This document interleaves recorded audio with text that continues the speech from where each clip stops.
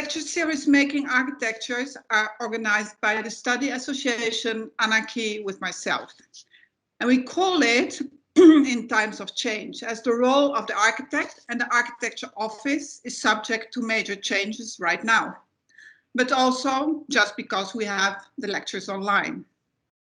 And this is the second evening, actually, that we organize the Making Architecture lecture online. It is the second, but the Making Architecture lectures are, of course, not new. But by now, you could call it almost a tradition. Since 2016, with already 19 evenings and 37 lectures held. The aim of tonight is to have an evening where two architects lecture about the making of projects.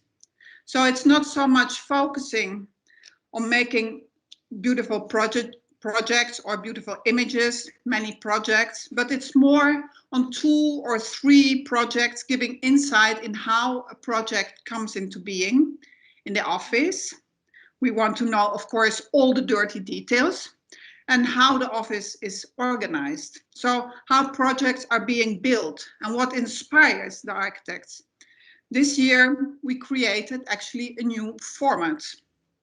With the pandemic and the climate crisis going on, we find it of utmost importance to address pressing topics around sustainability and resilience. The themes of this year are circularity, bio-based design, social change, and finally, water. Tonight, we will focus on bio-based design with Raoul Vleugels from the office Werkstatt and Lucas de Man from the office New Heroes. He calls his office not an office, but an organization, actually. We will start with a lecture by Raoul Vleugels. Then we'll have a short break, and then Lucas de Man. And afterwards, there will be the opportunity of asking questions. And you can put your questions in the chat, or afterwards raise your hand with the special raise your hand option. It's I think a very special night tonight. We have actually 2 very young lecturers among us, both with very unconventional offices, with great commitment to climate and climate change and reinventing the profession as a designer of our built environment. So let me shortly first introduce Raoul. He graduated cum laude at TU Eindhoven in 2011. He worked at Zumthor. He had longer hair, I must say, here.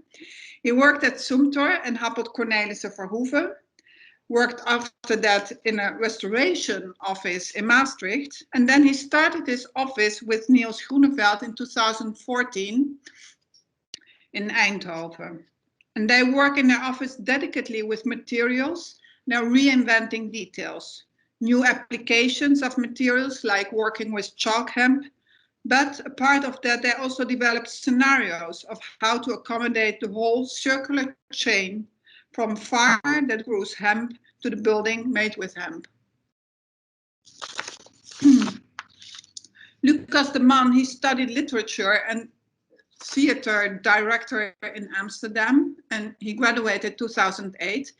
And after his studies, he started company New Heroes. He is artistic director for already 11 years and runs since 2018 bio-based creations with a collective of people, among others, the architect Pascal Lebout. They develop bio-based buildings, storytelling, installations, all with the perspective of creating a more sustainable world. And it is more about creating new opportunities, the awareness that building sustainable and in a new way demands new processes. He calls his office an organization rather than an office, and that makes things possible, that makes things happen. And that opens new perspectives and new collaborative horizons. So actually, why did we ask them? We asked Lucas de Man to join us because the format of the architecture office is changing. Lucas de Man actually is not an architect. So why do we ask him in the situation of making architecture? Because it's more becoming about collaborating, cross-disciplinary involvement, and the urgency of sustainable building that has to be reinvented. The buildings we build are stories we are telling, and the future is bright if we act smartly and if we recognize ourselves.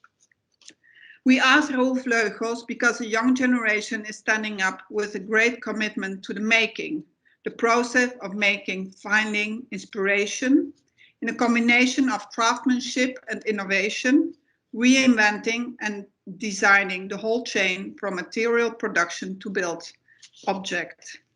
And inspirations for how we can address the challenges we are facing in a fast-changing world. That's what we want to talk about in Making Architecture lecture series. So thank you for being here, Raoul and Lucas. Can I give you the floor? Yes, thank you. Click to exit. Did I exit already? No, I did not.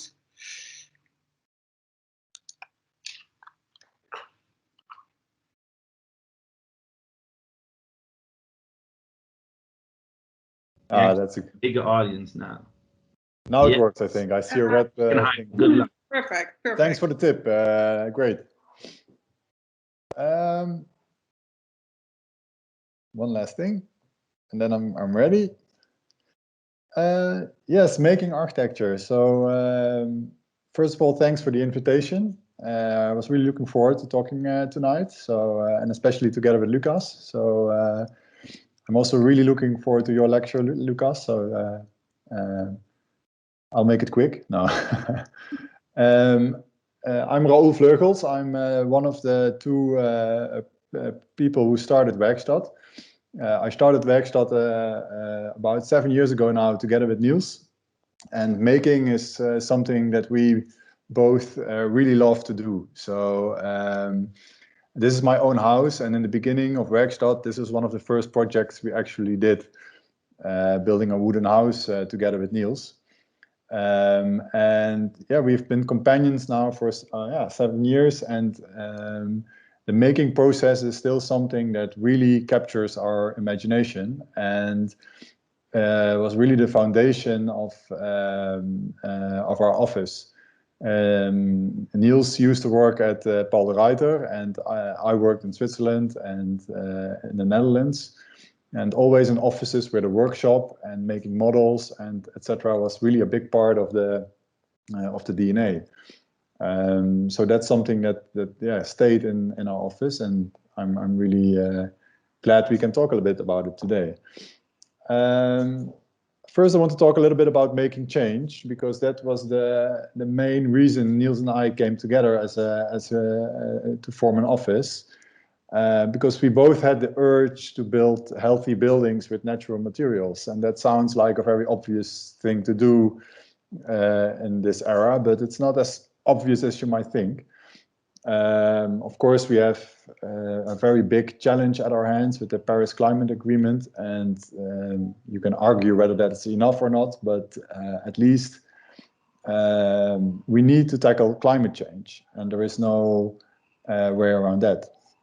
That means that in the Netherlands, we are now full on in an energy transition. So, and that means that the building industry is sort of fastly changing as well, and how we build buildings. We are getting stricter energy norms that are rising all the time. So you can see the years and the numbers are increasing, which means that the insulation values, etc., of houses and buildings are becoming bigger and bigger. It also means that there has been sort of a one-sided focus in the construction industry in the Netherlands, and that's that the energy to make materials is a huge part of the CO2 emission of a built project.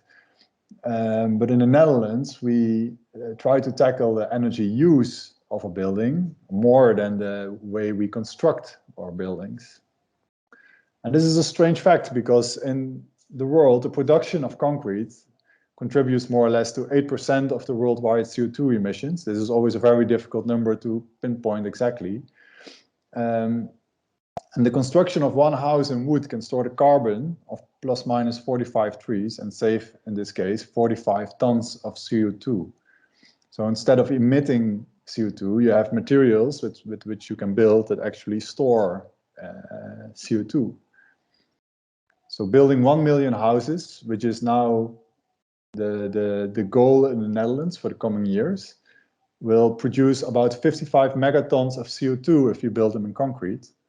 And if we would build the same amount of houses in wood, it would save actually 100 megatons of CO2. It would be stored inside the wood that's used to build the buildings, to build the houses. So that's a huge difference and a huge opportunity as well, because we are looking for ways to store carbon, to keep carbon out of the air, or actually CO2.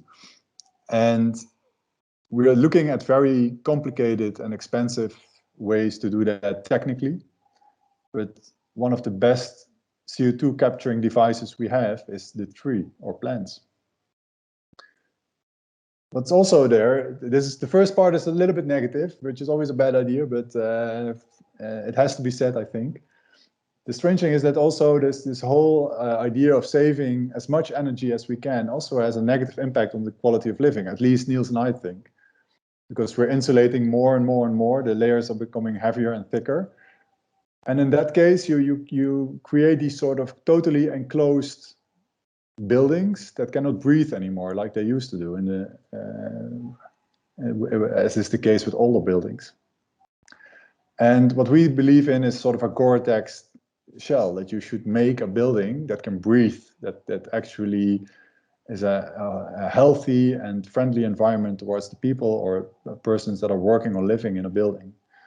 So instead of making this plastic raincoat that makes you sweat when you exercise, the building should actually breathe and take up the moisture that's being produced in the building. So this gets noticed now. This story, we are already telling this story for a couple of years, and now you see that this is becoming more and more a thing on the agenda in the construction industry. But it's also still a big niche, and it has a lot to do with, here it's called the geitenwolle sokken imago, but most people think, this is what it means, that we build these kind of houses. And there is, of course, nothing wrong with building a house like this, but that's not how we are going to build 1 million houses in the Netherlands, and that's also not what we believe in. So what we try to do is to build ecological houses, to build ecological buildings, but also pull them into the realm of modern architecture. And we do that with a strong focus on these materials. So we try to use material technology before we use insulation technology. So the materials of a house can contribute greatly to the climate inside a house. And the nice thing about materials is that they always work. And they're also really beautiful, the materials that can do this. They're mostly natural materials. The picture you're looking at is the hemp house. And it's actually hemp lime. So hemp is hennep in Dutch, and it's a beautiful construction material that also has a beautiful appearance. But it's also a material that breathes and insulates at the same time. And this we do it to avoid the picture on the other side, the use of extreme amounts of insulation technology to keep a building warm or to keep the air in a building good. So this is a buildup of how we make a wooden building. It's one of the simplest versions. And we started a couple of years ago with building private houses like this one in Rotterdam to showcase that sustainable architecture can basically also look cool, that it doesn't need to be boring or extremely alternative. Because in order to reach a bigger audience, we need to also change the idea that people have about sustainable architecture. We do that by making a lot of models in the office. So model making is really the key in what we do. And it can be simple models like this one. So this is the model of the house you just saw. And it's a very basic cardboard model to explain to the clients how the big vide in the middle is working and the staircase and because for them it's always hard to imagine. So clients are always really happy when you build a model for them. It also helps us to understand how complicated the idea is that we are actually thinking of. So if it's a really hard model to build and it won't keep upright, then we know that we are doing something wrong, in our opinion, and that it should be simplified maybe. This is another private house near Eindhoven, and also here we used models on different scales in order to talk to the client and to investigate a sort of spatial program for this house.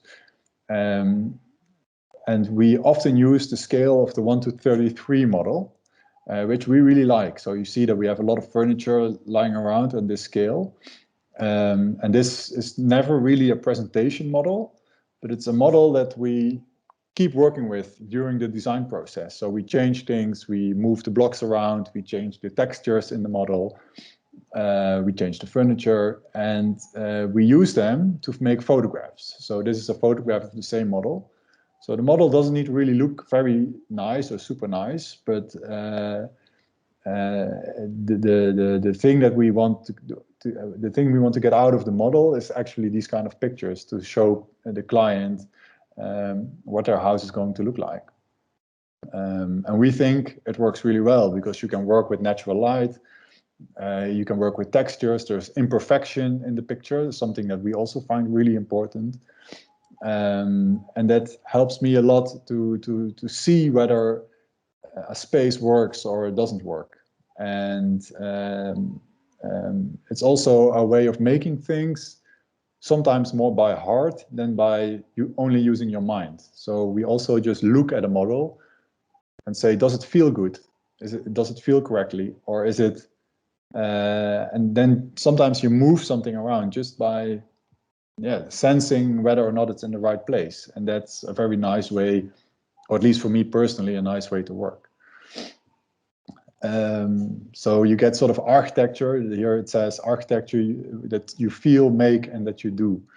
And that's really something we believe in. Also, as a young office, we really believe that we don't need to make the perfect building every time, but that we just need to keep working and making things in order to make mistakes, to improve ourselves, and that we don't linger too long on just this one big thing that has to be super perfect.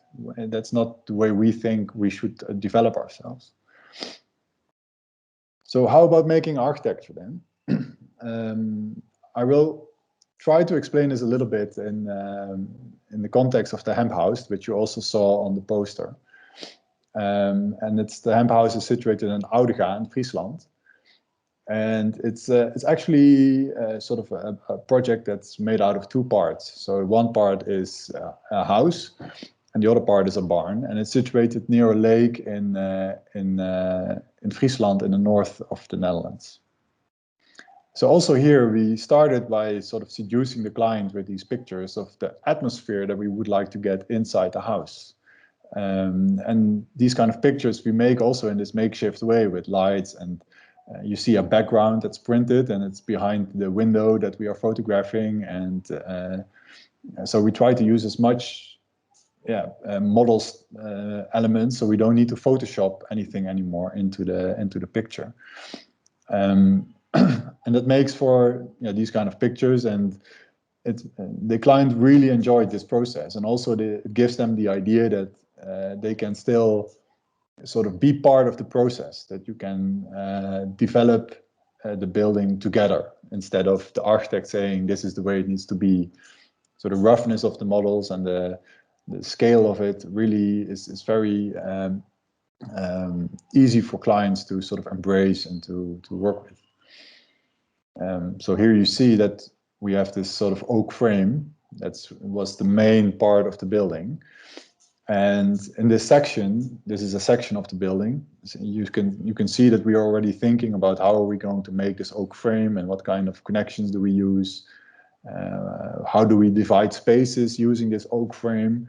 And this was really one of the earliest models. And also we use the oak frame so that we have a structural principle that allows us to first build a roof. So you build a frame and then you build a roof on top of the wood frame.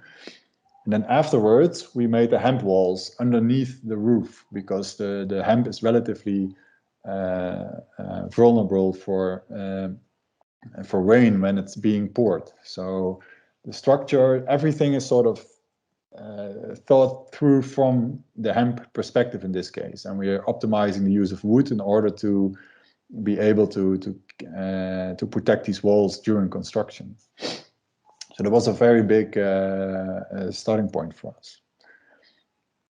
And then you see it in real life, and you suddenly see that that it actually kind of looks like the model. We were actually kind of amazed, and it was a great sight to see that they built this whole wood frame in about 3 days, and that's because it's all CNC milled. So you use these sort of historical techniques. You can, if you look closely, you can still see these sort of old school connections in the beams, but everything is made by a machine, and that's also something that we really enjoy. That these sort of things that were previously sort of unaffordable are now very how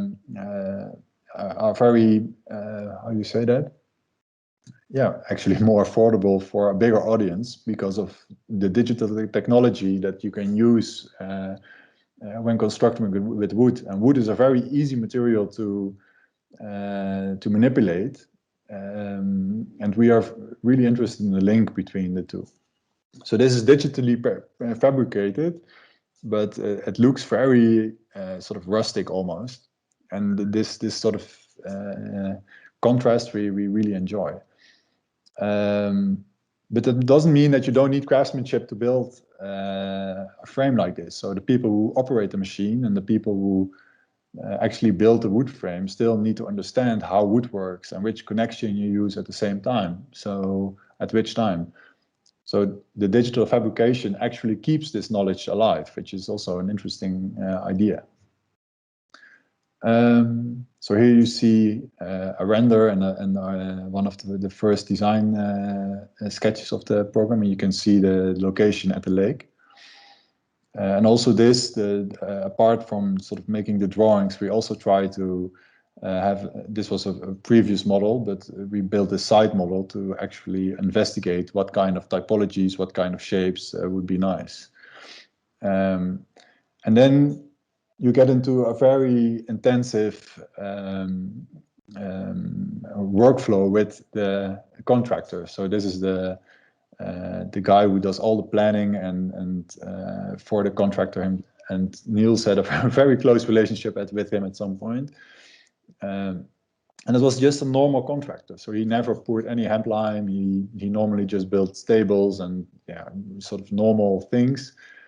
But then you see that the actual technique is not that difficult or strange or difficult to implement. So it's just about being prepared as an architect, and being also had to have the sort of interest and motivation to really go deep into how this material works and how you actually fabricate a building out of this hemp lime material.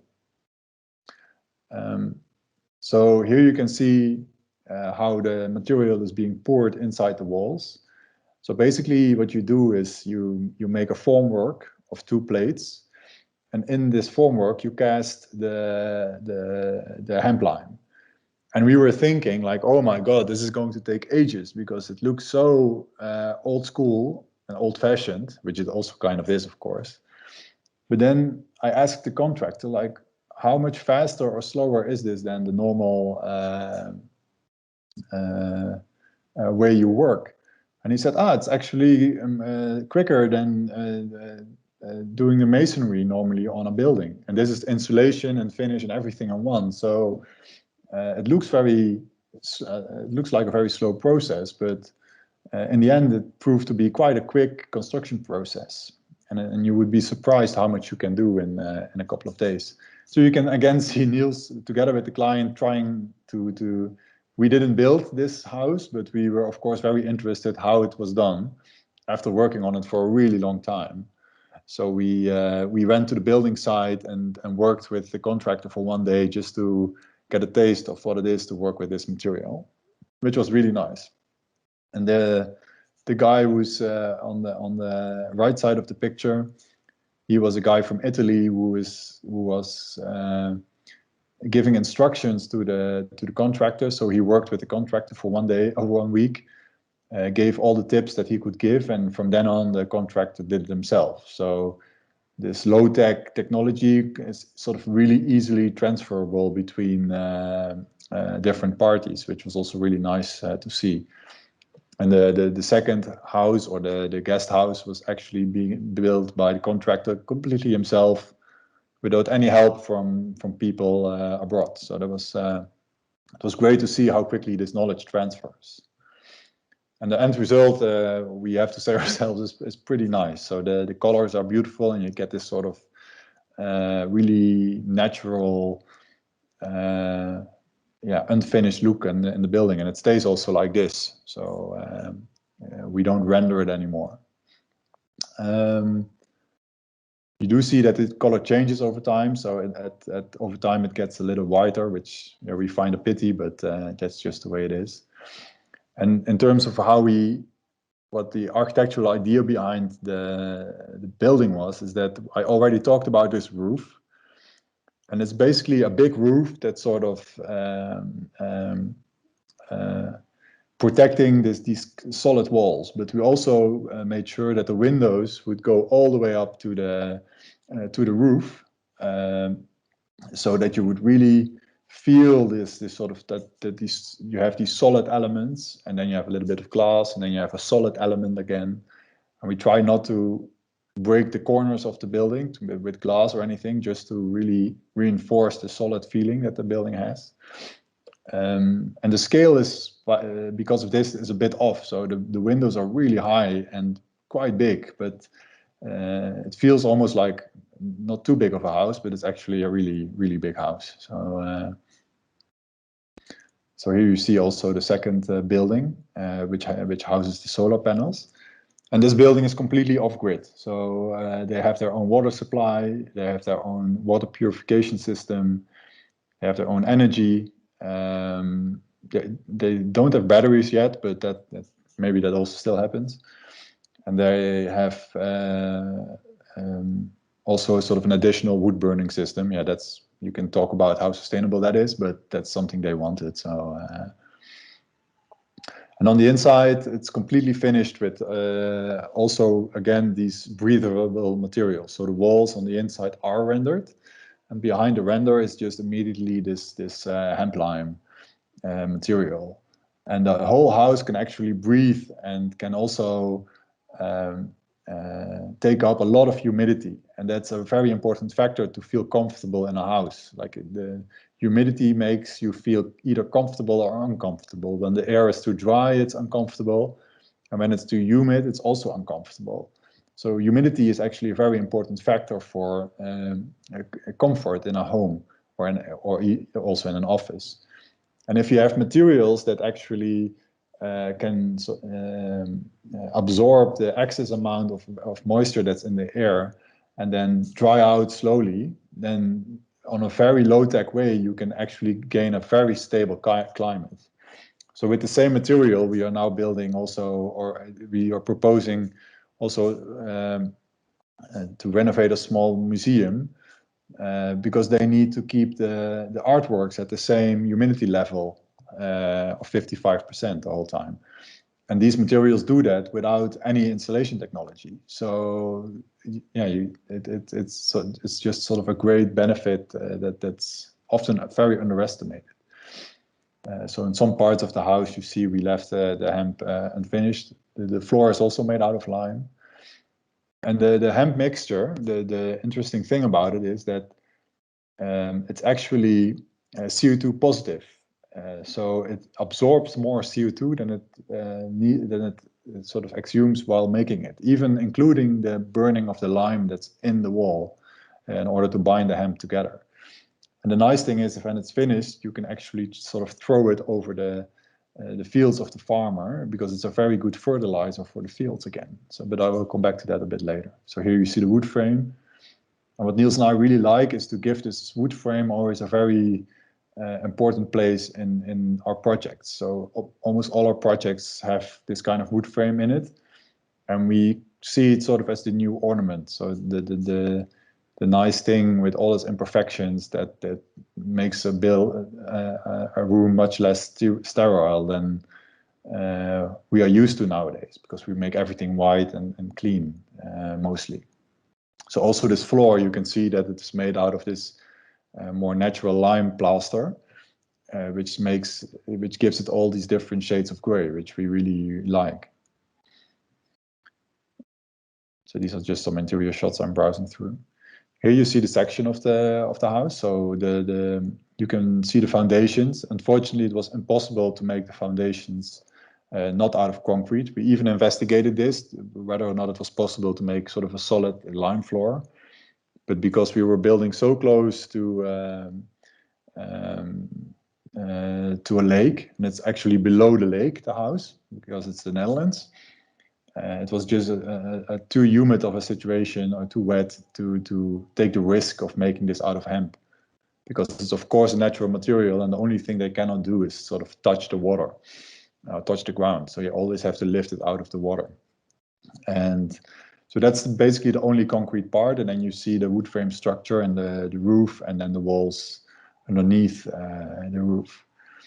And the thing was, there was of course no detailing available of how you build with hemp. So we had to figure out how to build it, and how you can also fill the formwork completely till the top, because you can imagine that you're sort of moving up with the formwork, and at some point you touch the ceiling, and then it's really hard. You cannot get any hemp anymore into the wall, because you're closing it off with the formwork. So we left the top part a little bit open from the roof, so they could fill the last part from the top, and then close the roof again. So we completely thought through the whole making process of this house in order to avoid as many mistakes as possible.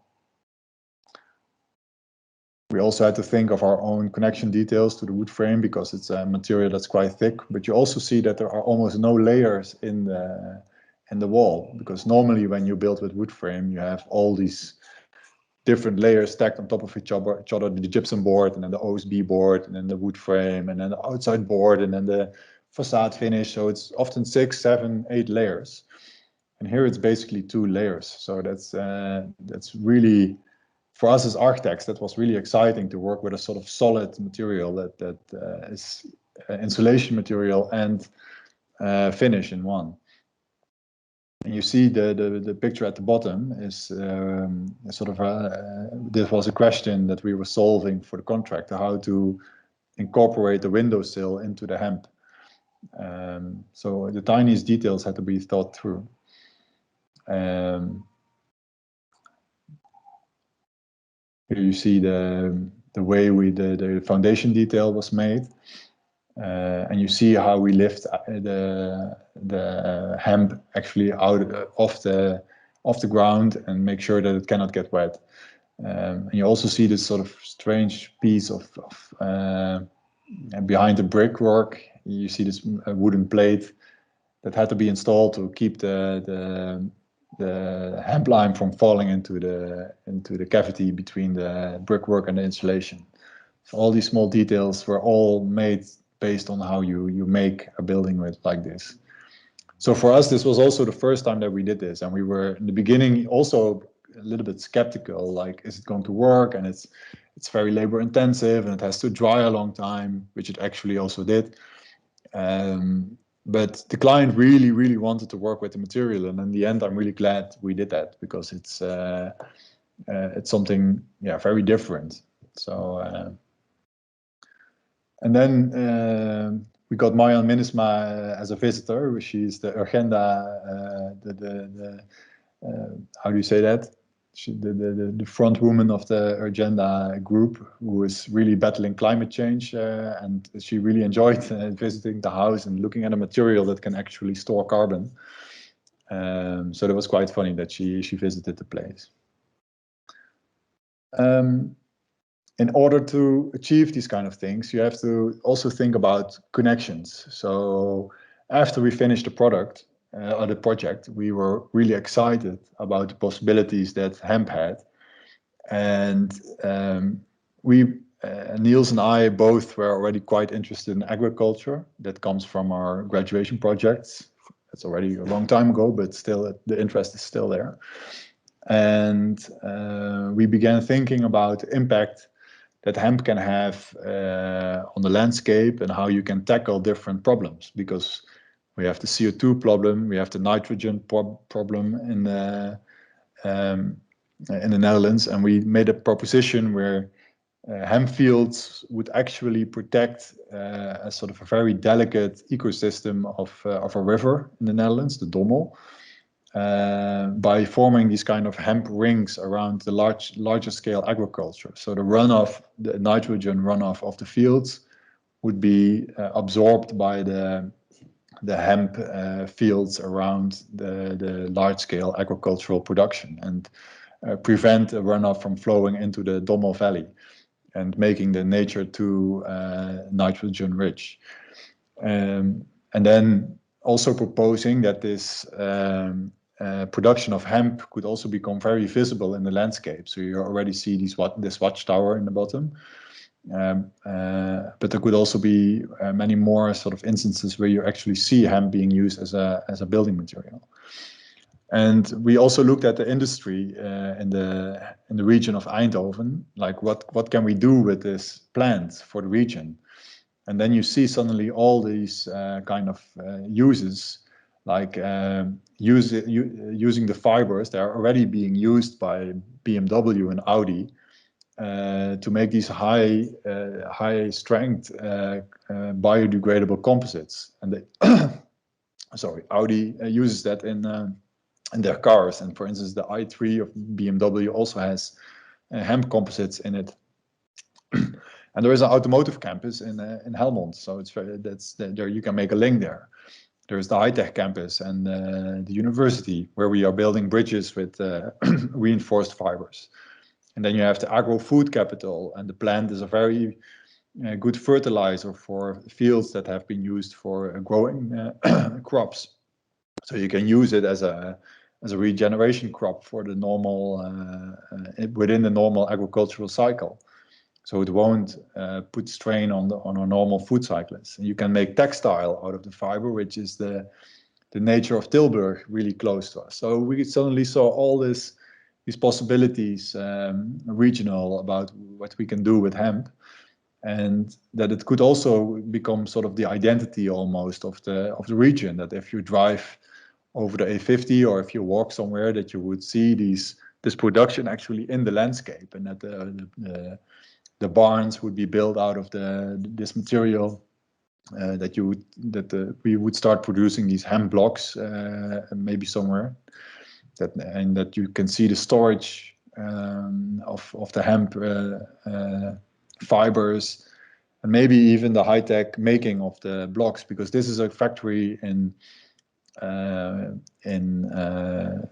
Belgium, close to Namur. And this is a factory that we use products from. So it's called IsoHemp, and they make these blocks. And they have this fully automated robot that compresses the blocks and makes, and stacks them. And there you see again that this sort of really low-tech material of hemp lime, which you can use in this very low-tech way, like we did by pouring it into a formwork, which is sort of the most archaic way of building almost. You can also sort of build on this, and then really start using these kind of high-tech methods to build to make this building material. And then it becomes much more usable within the building industry. So here you see the harvesting, and we were imagining that maybe even the bus stops would be made out of hemp, and we have these huge manure gas installations around Eindhoven, where the farmers create biogas, and they need to be insulated in order to get the maximum efficiency. So we said, instead of being these ugly domes in the landscape, maybe we can make these really cool insulated domes, and you can even use them as lookout points for the people walking around the fields and in the nature reserves.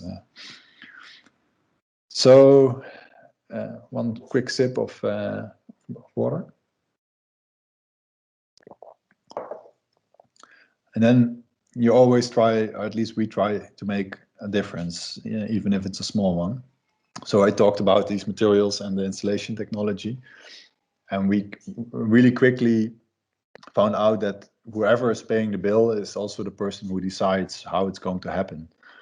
And that means that you have to think about new ways of ownership in order to sort of accelerate this agenda. So the whole sustainability agenda is actually also a very social agenda, because all the benefits that you have from building with natural building materials and bio-based materials are benefits that apply to the end user. You have a more comfortable home, you have a lower energy bill, you do something good for the climate, you have a healthy home, etc., etc.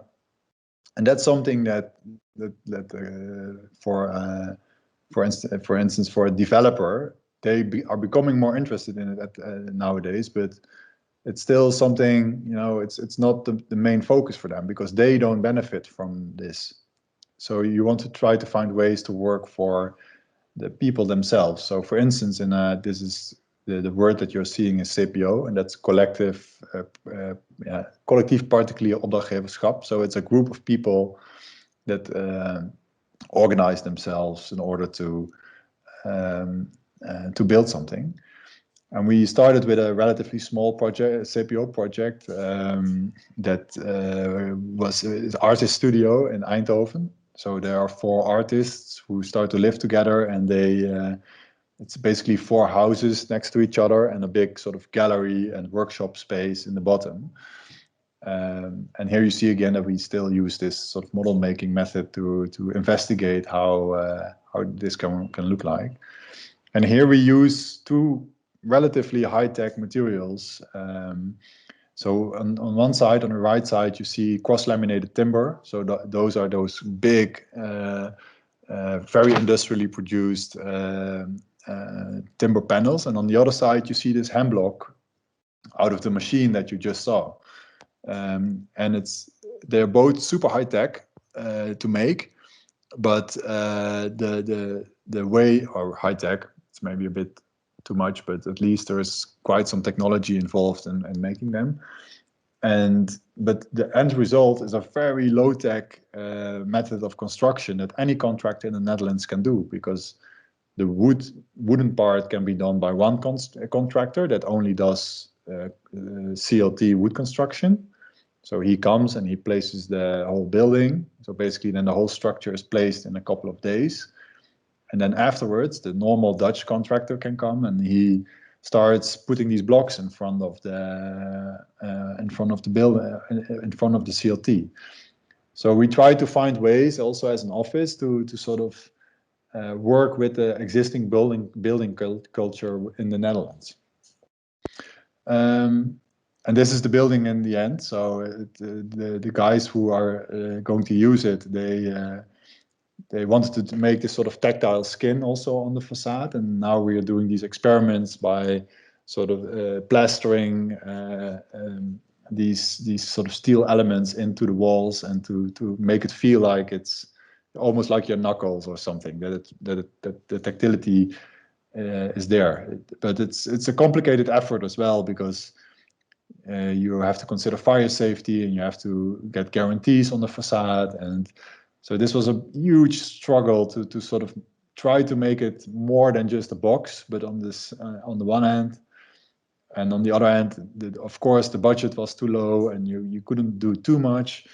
So, but I think with the scaffolding, and that you kind of feel the scaffolding inside the sort of lime skin of the building, it's a bit of a quirky building, but we kind of fell in love with it. So yeah, so that's was a really nice project to work on.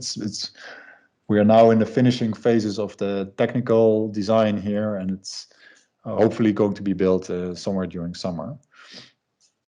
And then also to not to wrap up completely, but it's the cooperation principle for us is also really important. So we try to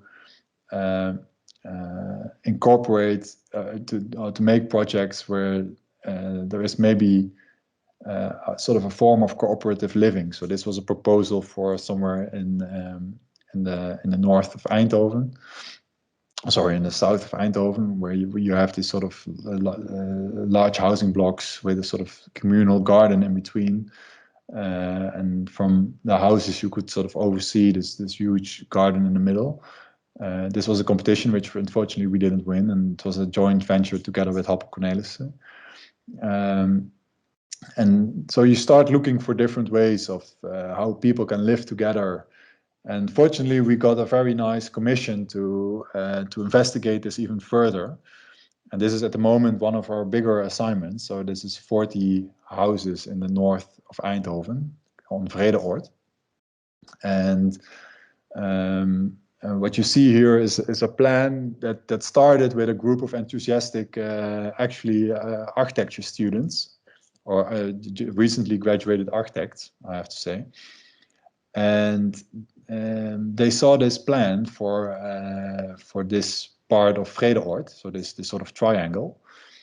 And in the initial plan, it had 17 houses on it, big houses with a driveway and freestanding. And they said to the municipality, or to Trudeau, the housing corporation that owns the triangle, okay, Trudeau, this is a very sort of strange plan that you made. These sort of big houses on this plot. Why don't we make 40 houses instead of 17 in a more in a cooperative effort to live together, to share commodities, to share spaces together, to share a garden together, but still also own your own home and have a place for yourself. So the idea here is that to make affordable housing that is as a house a bit smaller, but that that you share also a lot of space, so that maybe your own house is slightly smaller than you're used to, but you get a lot in return in the form of shared commodities. And this is our old office workshop. We're now in a new place, but this is a nice picture. This was the starting group that initiated the effort, and it was with about 12 people. And at this moment, we are with almost 25 households, almost 50 people. And the last ones are getting, how do you say, less slots are being given away at the moment. So it's really cool to work with such a big group of people. Very exhausting, very difficult also, but also nice. This is roughly the plan of one of the clusters you saw before. So you see that there are 5 clusters in the plan that form these sort of these spaces in between them, and every space gets sort of a different feel. And the nice thing what you see here is that the part that's striped, that has a bit of color, that's the access to the houses. So you don't have your usual front door anymore, but you have a front door that's located on this sort of communal veranda or porch. So people also have their outside space where they can put a table on this side on the porch, which means that you are also sitting with your neighbor on this porch from time to time. So and on top of so this is how that would look like. So it's your access to the house, but it's also a place you can share. It's a place where you can work, where children can play, and there are these big sliding doors that you can close off the space to sort of make it an extension of your living room. So these are concepts that are, of course, pretty difficult to implement in a normal plan. If you would work for a developer, this would never happen. They would say, like, people don't want this.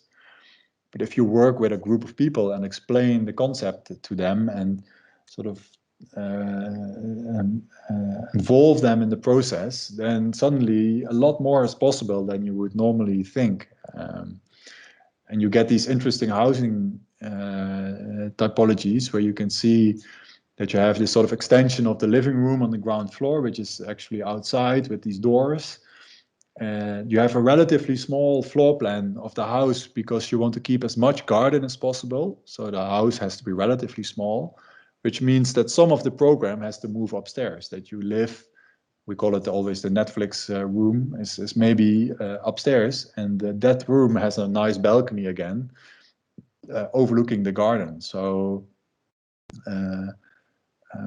and in order to achieve these kinds of living, you really have to work very closely with the clients and the inhabitants that are involved in these kind of processes. And this meant that at some point we thought about how can we really change this idea of ownership. And this means that at the moment we are heavily involved in setting up one of the first cooperations in Eindhoven, called het Eindhovens Woongenootschap. And this is a method of living together where you try to realize large-scale mid-rent housing, high density in the city center, like and in high numbers, so more 50 to 100 or even more units, houses. And you don't own your home anymore, but you pay rent in order to be in exchange you are allowed to live in this building. And the building is not owned by like a corporation or an investor, but it's owned by the group of people that's living there. And this is a very interesting concept. And why is that interesting? Because the large problem we have is that a lot of houses are being driven up in price all the time. So something that started as a simple house that was very affordable at some point becomes almost unaffordable. And if you sort of take it out of the market by making it owned by the community itself, you don't have this incentive anymore to that the price has always, that the price of the house will keep getting higher and higher. It's a very complicated theme, too complicated to explain now, but it's something that we find very interesting. And I talk about it a little bit now because in order to make what we want, to make wooden buildings, to make buildings that have an impact, we really felt that we needed to sort of have these different sort of options how you finance and build a building. So suddenly, you, as an architect, you're sort of occupied with financial models of how you can finance and make buildings. And if you would have asked me 7 years ago if that would be something I would be occupied with, I would have said no. But now you sort of adapt yourself and you see, okay, it's just a necessity that we have to do in order to make to keep making affordable, healthy, and social housing.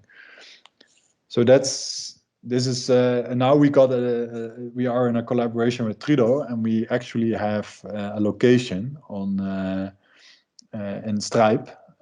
It's one of the last fields there that still needs to be developed, and we are now investigating whether or not it's possible to make the first Genossenschaft in Eindhoven and at this location. So that's very exciting news for us, and one of the things we will be working on very diligently in the next years. I hope so. So that's it, and it's nice on time, so that's good. And yeah, I'm looking forward to your questions. Thank you very much.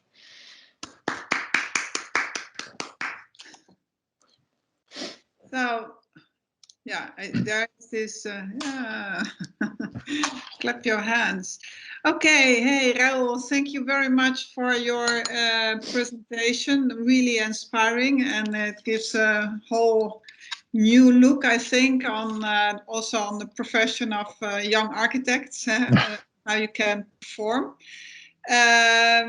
I would suggest that now we have a 5-minute break, and then afterwards we that Lucas is giving his lecture, and that we so don't forget your questions, everybody. Write them down, put them in the chat, whatever, and or remember them for later. So we'll be happy to go into discussion with you later.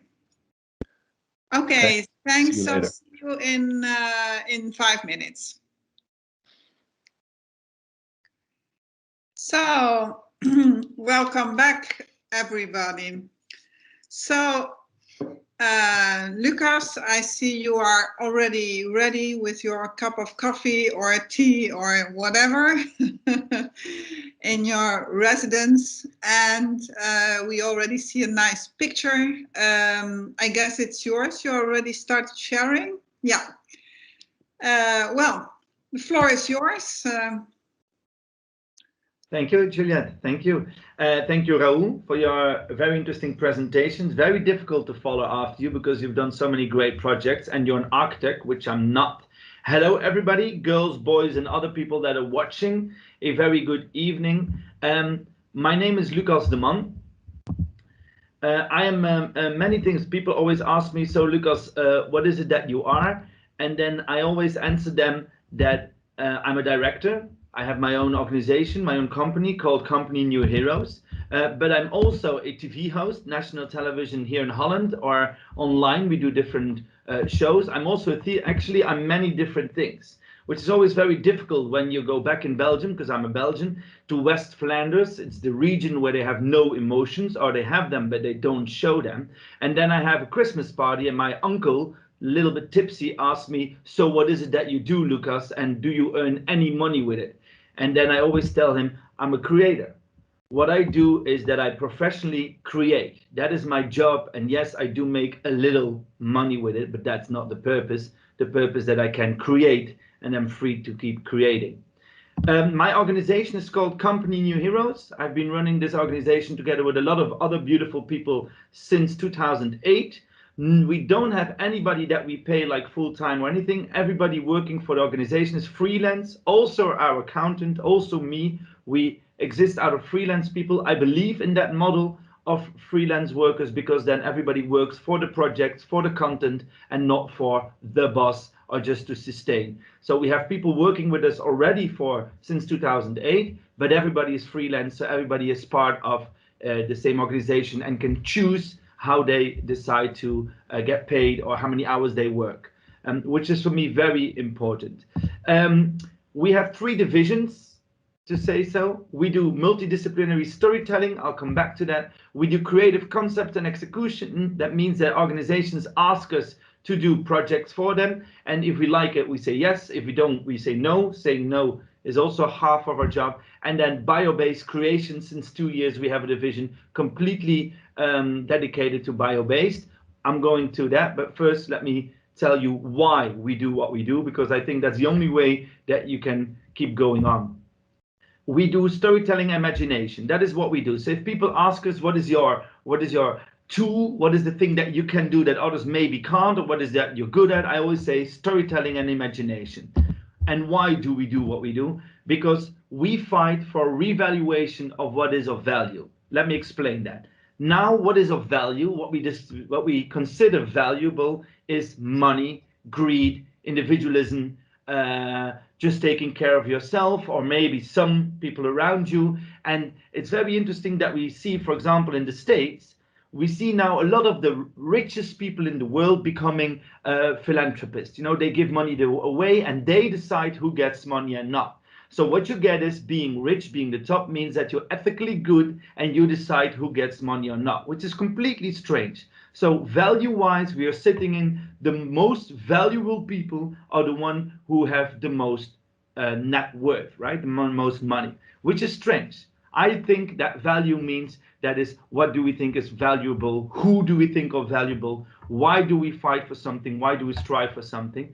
I think that is more important. I think we are now going to another way because we've tried to do this whole greed thing for decades. We now see that this doesn't work. The inequality is growing again. A lot of people are falling out. We are destroying our planet and so on and so on. So we have to reevaluate what is of value. And what we are fighting for is the value of the vulnerable. And by vulnerable, I don't mean it that we only take care of the weak, because if I decide who is weak, then I'm weak myself. That means that vulnerable is a power, that you can show vulnerability, which makes you human, right? Let me explain. We don't know, right? I mean, I don't know as a person, me, Lucas, but also me, a human being. I get born, most of you did, you know, at one point you got born, and then one point you will die. All of you will. And in between, you're just doing shit, you know, you're just trying to figure it out. You're talking with each other, you believe in things, yes or no, you go for things. Suddenly you start studying architecture, God knows why. You know, some of you will make it, most of you probably do another job. It doesn't matter, you're searching. So everybody, all 7 billion people are born, don't know why they are here, and die. This is what makes us human, right? That nobody knows the answer, there's no one answer, the answer to life. So what makes us human is that we know that there's no answer. We know that we will never know, but we keep searching anyway. That's the difference between an algorithm who knows and an animal who has no idea but doesn't care, and we who really do care that we don't know. That makes us people. That makes us vulnerable. That means that we are searching. That means that the world is not makeable. You cannot create everything. You don't have everything under control. You're searching, aka the vulnerable. I fight for giving value to the vulnerable. That means that you search. That means that you try. That means that you fail, that you get up again. That means that you make love. That means that you have respect for nature, for everywhere you came from. That means that you create, right? So, how do we work in our organization where there are about 30, 40 people working every month together? We follow our gut. For those who don't know where the gut is, it's right between the heart and the crutch. There's the gut. So you have an idea, or you have a topic or a story or an assignment. Could also be that people ask us to do something. If our gut tells us yes, we go for it. But we always do research. And research can be many kinds of forms, but we try to understand what the story is about. We try to understand why we want to do this. And then we decide on what form it needs. So it doesn't need to be always theater or TV or a book. It can be anything as long as it comes out of the research, out of the content. So in architecture, an architect doesn't always need to create a house. Doesn't always need to create a building. An architecture also starts with a question, start with something he wants to draw, or know, or she, you know, and comes with results. Could be any form.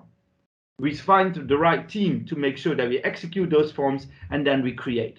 This is how we've been working for the past 13 years, and many different countries on many different projects. Now, I told you we have different disciplines or different divisions. For the storytelling division, we create all kinds. We create installation, performances, books, TV shows, and so on and so on. And most of the times, many different forms within one project.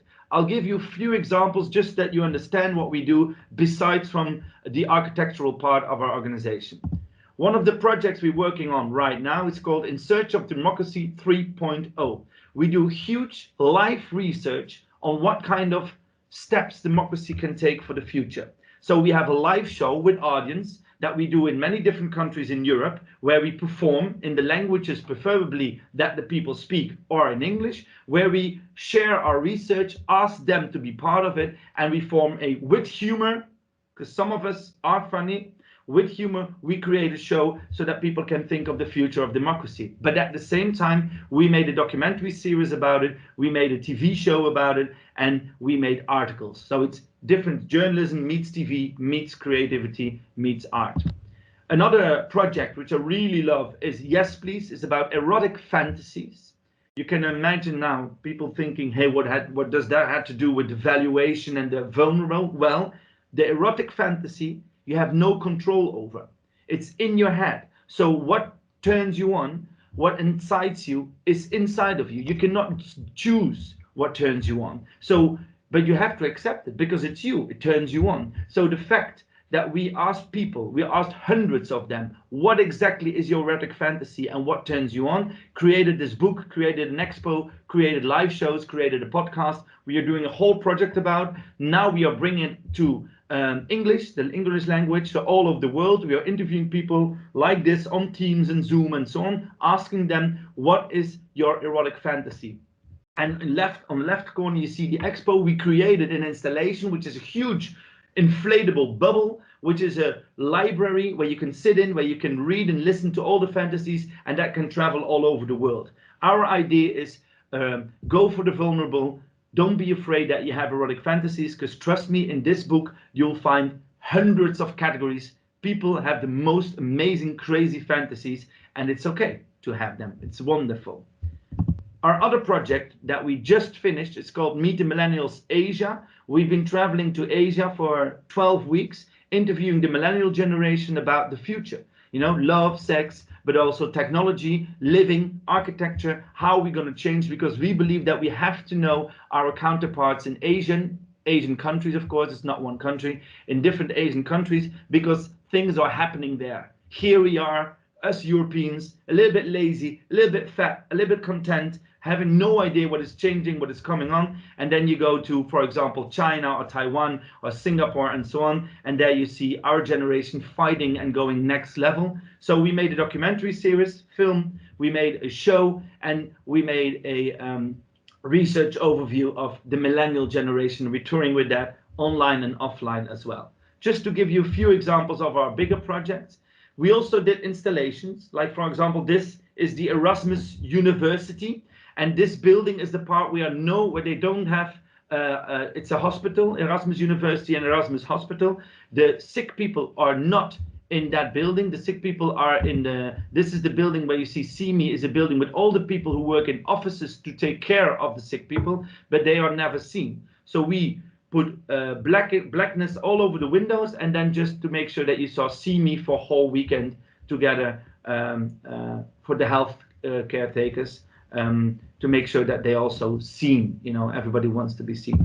When I was city artist of Den Bosch, 's-Hertogenbosch is a middle big city in Holland. I was a city artist of that town for 4 years. We created the Eye Project. We had 5 of those big eyes hanging on buildings. People were sitting in a chair, pushed out of the building, sitting in the air, but rainproof, and then watching through the eye. They saw an animation, the eye could close, they saw an animation about living in the city, and the eye could open again, and then they saw the city again. And the whole idea was that you're trying to find yourself, trying to find your identity, your location within a city that can't feel anonymous because buildings don't talk. And what I wanted to do is give buildings faces, like an eye, and that you can see behind the eye. So we had 5 different eyes hanging on different buildings, and we had for 3 months, every 20 minutes, someone going in one of the 5 eyes, or all 5 at the same time, which was amazing. In Den Bosch, the biggest art project they've done till then, that is just with 1 person each time. So thousands of people went in there. That was very beautiful, looking at the city. We still have those eyes if anybody wants them.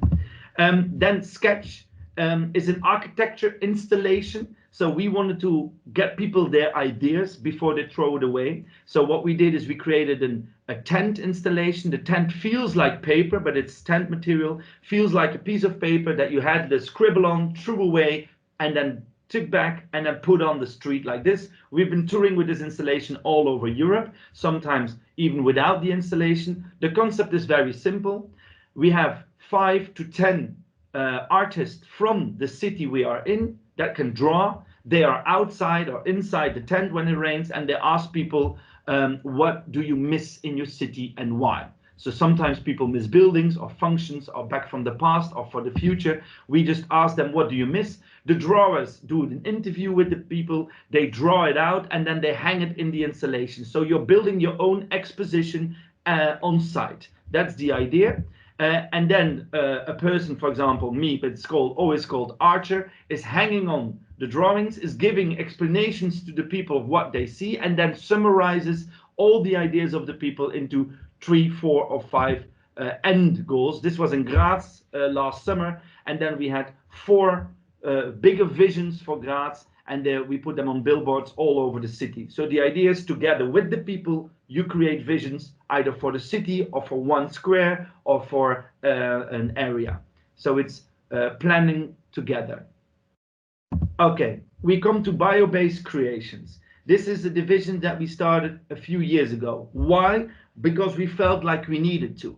So everybody was talking about sustainability. We were also talking about it because we are hipsters and we are living in Amsterdam and we feel like we are part of the world, which of course is bullshit, but it doesn't matter, right? We were talking, we as artists, we are also polluting, right? Because we have these sets that we build and after a few months we throw them away. We are creating so much waste. How can we do that differently? That was our main question. And at the time, we were artists in residence at the Rabobank. For those who are not from Holland, Rabobank is a big corporation bank. So you could say, oh my God, Lucas slept with the devil, which I did, but that was another woman. This is a bank, right? And they asked, is art still relevant? And this is true. Most of their members that are working in the bank, their employees said, no, art is not relevant for us anymore. We have all these paintings hanging in our office. You can put them away, throw them away. So the art division of the bank said, whoa, we have to rethink our art policy. So they came to me and they said, how can we change it? And I said, make art about the bank. Not just put art there and they have to love it. Make sure that people understand what the power of art can be. So we became the first artist in residence of the Rabobank. And I mean that I chose 7 other artists, because I love to share, 7 other artists to work in the bank. So what we did is we didn't only created an art show, as you can see here, with their own art. These are all art pieces they have. We created a show that 2,500 employees came to watch, so they understood what kind of art do they have in their buildings and why could it be interesting or not. And that was beautiful. What we also did is we staged their major meetings. We organized their weekend for the 180 most important people at the bank. They always go on a weekend. It's always very stiff and nobody really understands until they are drunk, But we created a new kind of weekend so that it was about meaning. We created a fake speaker, a speaker from the bank, who did a whole talk about how difficult it is to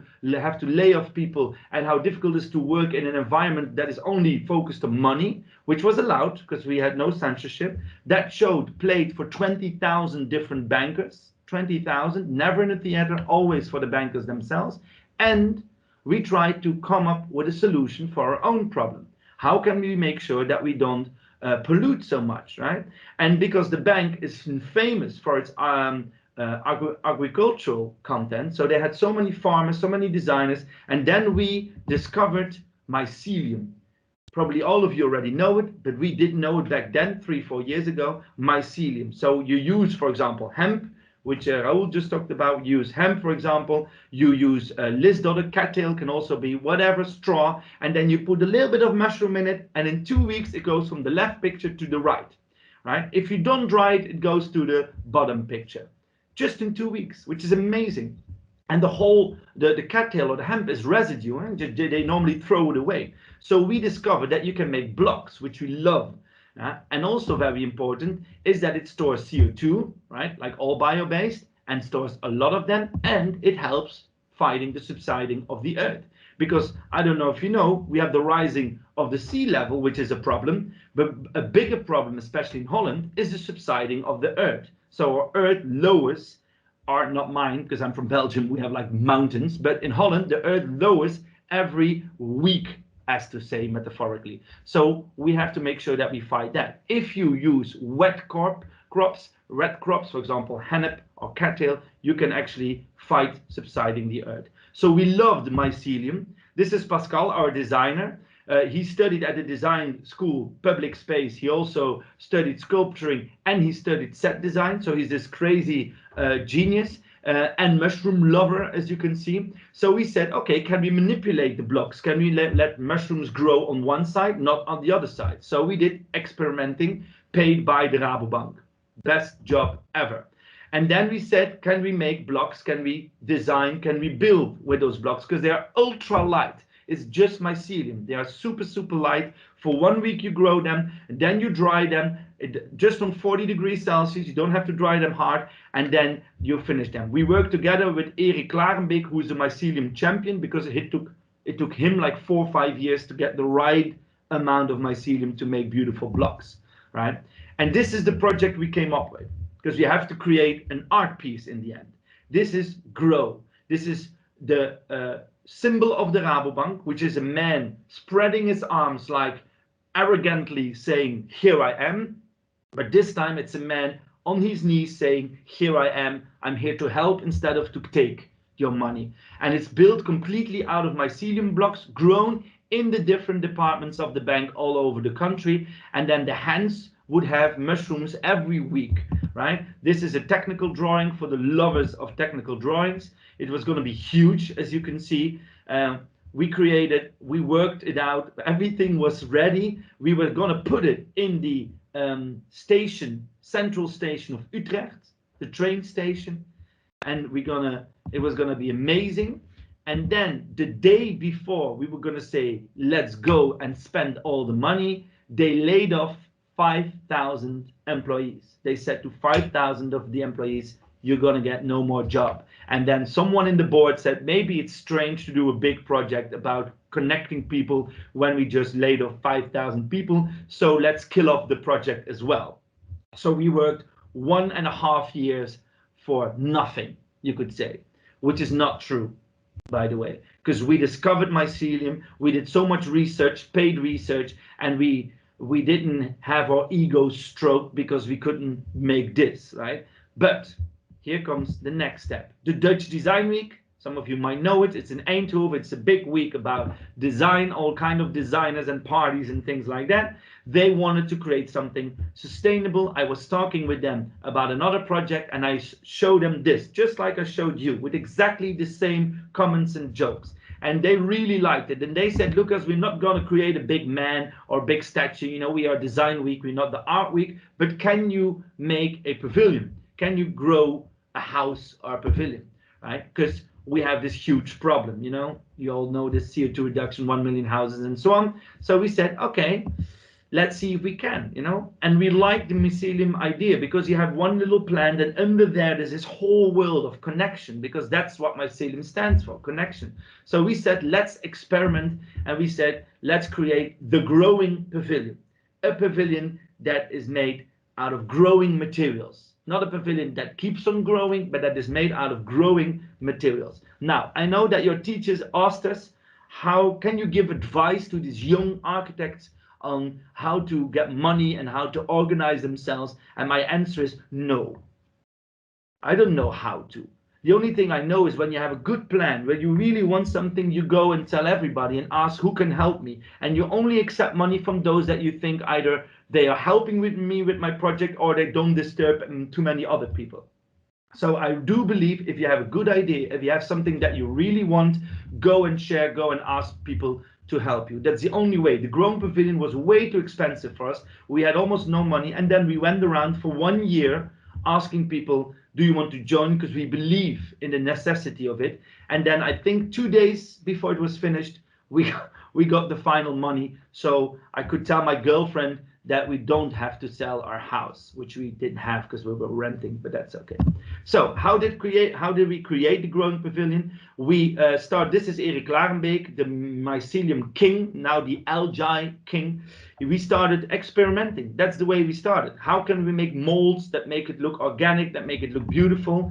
These were one of our first tests because we wanted to show the mycelium, not just make it white, but show the colors of the fungi, because people are always afraid when you say fungi, because they start smelling and they think, is it me, you know, or is it my neighbor? But fungi is amazing because it's water resistant, it's fire retarding, it connects, you know, it's ultra light, it's very good sound proof, and this was always used in insulation, so hidden away.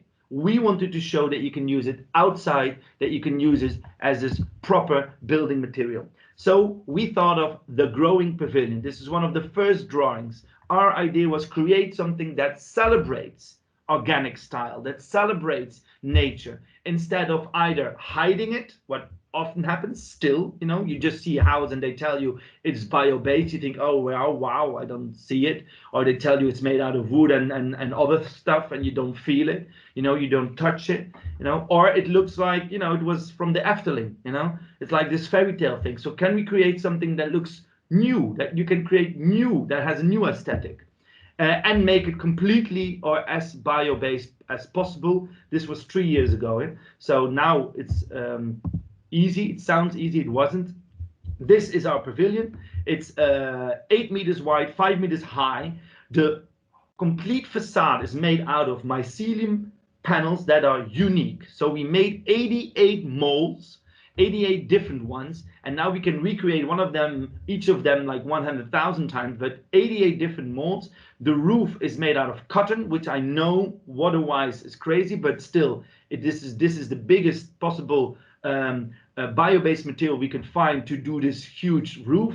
And the bench you see is made out of rice straw. So the residue of the rice plant, they press it together and it has almost the same qualities, or it has the same qualities as cardboard and as hardwood. It's amazing, rice residue. You could also make it with elephant grass, by the way. And what we wanted to do is create a space where people can touch, can feel, can understand, smell, experience the feeling of a bio-based building. We called it we did an exploded view painting so that people could actually read and understand what we're doing, share the research. This is the inside. And what we did in the inside is that we also did an exposition. So there's also designers that could show their work. There was music. The lights are not bio-based, by the way. The boxes are not bio-based. The floor is made out of potato starch and cattail. Cattail is lisdodder.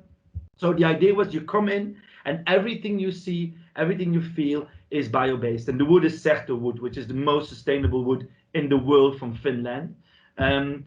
And the water could come in. So the idea was the water comes in, you catch the water, you feed the plants with the water, and then the water goes away again. So that really keeps the natural feeling. Pascal, the designer of this building, because I came with the concept and Pascal and I together made the story, but he's the genius one. He designs it. For him, the idea was make it feel natural. So don't try to use products to create like a typical house or typical pavilion, because that's what we often do. We try to hide innovations because people are afraid of innovations and we want to have work. So we use innovations to show it's almost the same as what you know. And I say, no, be proud that it's different. Let it see that it's different so that people want it differently. Now, what I told you, the cattail, we had beautiful, this is Diana Schrerer, this is a dress made out of roots of plants, beautiful art piece as well. Klagenbeek and Drost, algae there, now completely into the algae. We had music because art, we were selling mushrooms every day for free, so not selling, giving away them, but that people understood that the mushrooms come from our pavilion. And we had professional storytellers. People that can really tell a story, grab your attention to make sure that people had smiles, warm feelings in their bellies. We put it also at the Floriade Expertise Center for 1 year, and at night it gave light, which is always cool for the people who love a little bit of light. Now, the great thing is that we got some recognition for the Design Awards and the ARC 20 Innovation Awards and so on, because that gave us the possibility of thanking the partners. I think I put in this slide so that you can see it takes a lot of people to create this. We had 6 different designers, the different companies to work with us on the design, but we have so many different partners to help us realize this. So if you want to go to next level, you have to connect.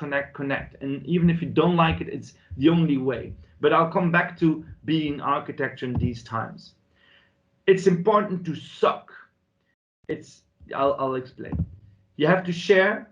And again, I know for a lot of you, this is like, yeah, I know this. But for me, it was a lesson that I learned from doing it. It's not like you just see one slide and you know how to do it. Everything you're going to do is not going to be easy. The better you are, the more genius you are, the more difficult your life will be if you want to succeed. Why? Because in general, people like to stick with what they know. People like people who don't go too crazy, who are not too lazy, who just are okay. Most of you probably are just okay, which is great because you're going to have a very more fulfilling life than the people who are amazing. The people who are amazing often don't get there because it's so much more difficult to do something crazy. But to those who feel like they really want to do something crazy, I would say go for it. Go. Even though it's going to be difficult, go. For the people who say, I just want to, just be nice and do great work, I would say go for it. For the people who don't have any idea what to do, go for it. Don't know then. Just take your time not knowing. It's okay. You don't have to always have a plan, right? For God's sake, you're very young and the world is sucking at this moment anyway, so take your time. Okay. So share. It's important to suck. Share your research. Don't hide everything. Don't keep it only for you, because then it will be only you, right? Try to share. Don't overshare, by the way. Upscale. It's very important that we have to upscale. If we want to do bio-based materials, the methods, but also the means, we have to upscale. So that's what we're fighting for a lot now. How can we show what is going on there? Communication, good storytelling and imagination. Like also Raoul showed you, they're doing with the puppets and the little sets, or they're creating worlds that don't even exist yet so that people can feel it and understand it. Imagination for both the specialists as for a broader audience, especially for us, very important. And to connect disciplines, worlds, and people. That's why I'm here. I'm not an architect. Why did they invite me? Because we created buildings. Not because I wanted to create a building, because I wanted to tell a story, and the best way to do it was create a building. That's the only way. What do you want to do? What do you want to say? What is in you? It could be words, could be deeds, could be pictures in your head. If you say, it's in me, I want to create it, or together with some people, we came to this great idea, let's go for it. Then you need to create connections that are over disciplines. The world where an architect is just a person who is drawing a house or a building will be over. Every year so many architects graduate. Not all of them will be just guys and girls who are creating houses, which is still okay, by the way, right? We need a lot of them houses. But the great thing, as an architecture, you have these abilities to visualize, to create, to talk with a lot of people. You're technical and you're creative, and you can do your research. That means you can work everywhere you want.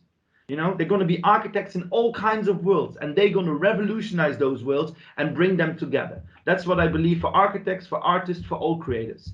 Worlds, people, and disciplines have to be connected. So it's important to suck.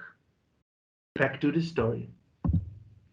After our pavilion, the Dutch Design Week asked us to be the curator of the Embassy of Circular and Bio-Based Building. And we said, yes, you don't get any money. You just get the title of curator of the Embassy of Circular and Bio-Based Building. So the idea was to enhance, to bring together the story that you want to tell as an embassy of circular bio-based building to the world. We said, cool, let's ask a lot of group of people, do you want to join? And let's join for one particular project together with 3 goals. 1, how can we do research to more bio-based building materials? So we wanted to show more kind of materials, because everybody now is talking about wood like it never existed before. But okay, wood, well, we have to go with wood. I say, okay, wood is one of the materials. There are many more, like hemp and many more, right? So we have to invest in all kinds of materials. 2nd, building methods, circular building methods. And 3, of course, a way of living. How can we think more modular or more local so that we can actually create all these houses that we need in a sustainable way? These were the 3 goals that we had for our installation. And of course, with storytelling and imagination. So we came with the exploded view, which is a house, a complete house that we tore apart, and every room is dedicated to another level of bio-based materials or circular building. But we build it on scale 1 and 4. That was the scale 1 and 4, and all of the rooms that you see were a dedication to either bio-based materials or circular building or both. This is the reality, because we built it last year at the Dutch Design Week, where there was so much people that did not come because of Corona, but we filmed it, and it's going to be on this year's Dutch Design Week. So if you come, you can check it out live, and I'll show you a few pictures. We asked 40 designers and companies who are creating materials that are bio-based to showcase their work. So we are not the ones who make it. We are the ones who create a place where we can tell the story and where we can share. And we created a house because people understand a house, right? So here you see this beautiful wall are made out of algae, completely made out of algae, right? You see under there sticking out the kitchen, right? This floor, by the way, is made out of milk. This wall is made out of milk casein. The red tiles that you see sticking out, also made out of milk casein together with cedar wood. We have you can't see it, but a wall of popcorn there. The blue tiles are seaweed. The black tiles on the back, also seaweed. We have these beautiful different elements, and the idea is that you go through the house. We have whole area out of fungi. We have earth, so we had earth, plants, water, fungi. You know, there was a whole topic. In the back, you see a bedroom that is completely made out of different textile residue materials. So it was about growing new materials, but also, of course, using a lot of residue from the textile, the food industry, and the agricultural industry. So how can we reuse things that are thrown away, and we throw away a lot? Or how can we grow, for example, what Raoul is doing with his hemp? Of course, we had, of course, his hemp as well in the installation. And we created a toilet. Oh, this was also the exploded fuse, so share the research. The idea was you could read where everything came from. This bedroom, Samira Bon, amazing. The idea is made out of textile and out of agricultural residue. It's foldable. She creates one-on-one spaces completely like that. You can do it temporarily. It's beautiful. She's going to be in our next project as well.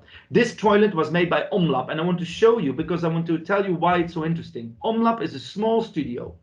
They are using sewage water. So you go to the toilet, you flush the water that is there with the paper and the shit and all that. They take it, they filter it. They use the paper and the sulfates that are in this shit pile, right? And they make a kind of a paste with it. And with that paste, they print. So they 3D printed this toilet out of sewage water. This was the first time they did something this big. I mean, it's still small, but for them it was still big. This was seen by many different companies, and now Omlab is upscaling, you know, like hugely. Different studios that were taking part in this installation got an upscale, which is very, very important. Show what you do, tell the story, imagination, and then go to the next level. This is again the algae, but then with some light because it looks amazing. The chair was also made by the Makers Lab, so the idea of foldable chairs. Our kitchen, the floor was made out of eggs. This was this beautiful yellow light in the back is kombucha tea, fermented kombucha tea. Now we put some furniture in it, of course. We also had a whole room about detachability. This whole room was about detachability. The steel could be detached. Of course, if you want to be circular, you have to build beforehand already that it can be detached afterwards, and so on and so on. This was great. You could scan, and you're going to see that if you come in the Dutch Design Week this year, you can scan the QR codes, see who makes it, how far it is already, what does it need? Does it need an upscaling or investor, or can you just buy it? Can you use already in big buildings, and so on? So the idea is for 40 different materials and different studios and designers, we show what is possible, where can we go to? Because sharing your research is the most important thing. Well, we had a lot of partners again. I always show this. This is the website. If you want to go visit it, you can do the whole tour online as well. But again, the importance is you need partners, a lot of them. And it's not easy because partners always want something from themselves. And you're just the architect or the artist or the one who starts with an idea and a dream. You know, you're always the one who's begging others to help you, but it's part of the job, right? Never sell yourself. Never compromise on the basic gut feeling you have, but for the rest, understand that you always have to work together and work with people for the bigger good. Because it's important to suck. Yes. Now, last project. I'm not going to talk that long. I'm just already at the last project. After the scale 1 in 4 last year, we said we need to go one step beyond, exploded view beyond building. So that means scale 1 in 1, but with an extra layer.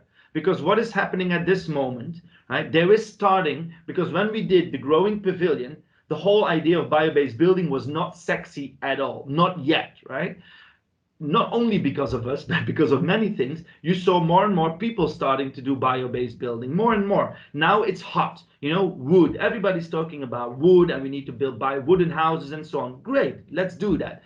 Even a lot of people are thinking about bio-based houses. Great, let's do that. But we can't change the valuation. We can't change the way of thinking if we don't take into account that it's not just about houses, right? It's about more than that. It's about a whole system. Like Raoul also said, farming, for example, health. So we said, let's together with the Floriade. For those who don't know, that's the biggest expo on garden and plants and vegetables that you have in the world. And it's next year in Almere, which is a city in Holland. And together with the Dutch Design Week, we said, you know what, let's go for next step.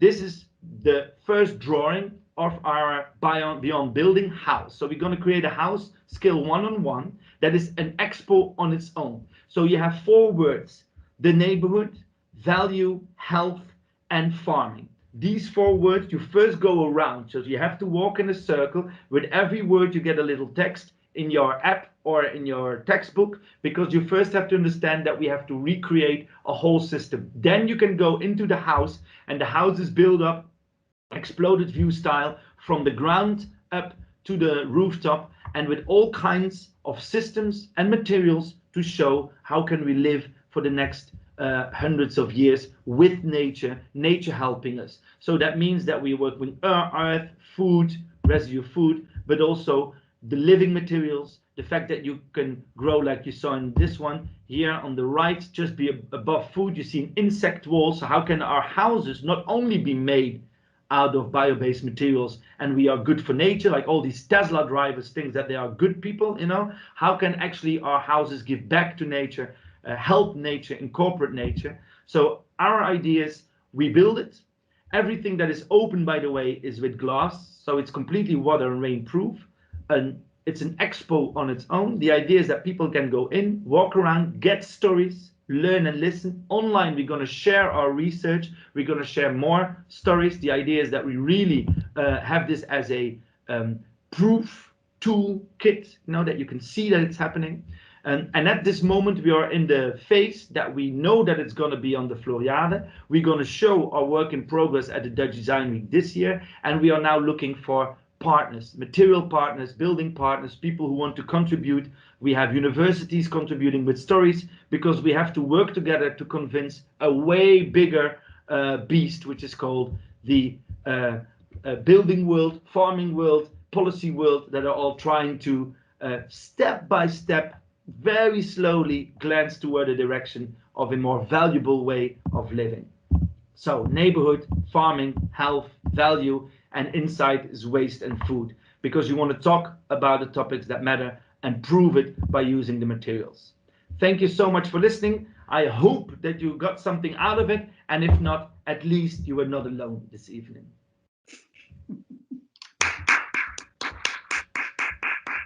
Thank you. So thank you very much. I had the echo. I hope it goes away. Well, it's quite an enormous, fantastic story that we have been hearing tonight. I'm very happy that you both were here, because I think I didn't expect that. Sometimes something come into being that you do not really expect, but the stories were really also kind of parallel or getting together in a certain way. So that was very good to hear. Well, maybe first to, of course, questions. I'm still shaking a bit on my chair with so much energy coming from the Van der Valk Hotel and Amsterdam Zuidoost. But maybe, yeah, a kind of question for both of you. I do not know exactly who to ask it first to. And there are a lot of ideas, but it's also very much pioneering. So it's pioneering with materials, it's pioneering with the technologies, the craftsmanship, also finding clients who want to, finding new clients, I think also that one of the most said sentences always is that you always need a good client to be able to make also a good product. So I think that that's also very much the case for both of you. But what would you, you are also working on quite small scale projects. So how do you think that we as architects, or you as